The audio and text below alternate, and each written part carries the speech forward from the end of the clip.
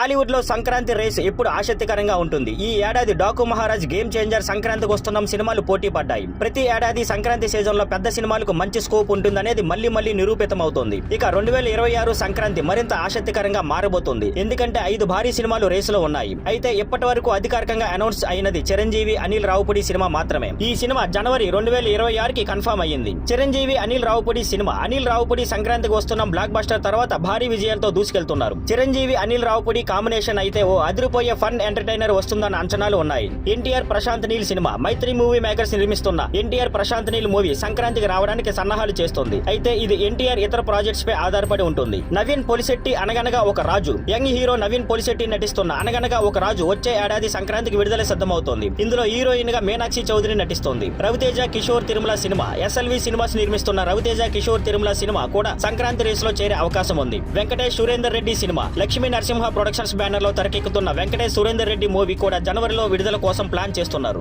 సంక్రాంతి ఏ సినిమాలు థియేటర్లోకి వస్తాయనేది ఇంకా ఫిక్స్ కాలేదు. కానీ ఈ 5 సినిమాలు పెద్ద ఎత్తున విడుదలకు సిద్ధమవుతున్నాయి. రిలీజ్ డేట్లు ఇంకా అనేక విషయాలపై ఆధారపడి ఉంటాయి. కానీ 2026 సంక్రాంతి టాలీవుడ్ కు మరింత రసవత్తరంగా మారడం ఖాయం. Thank you for watching. Please like, share and subscribe.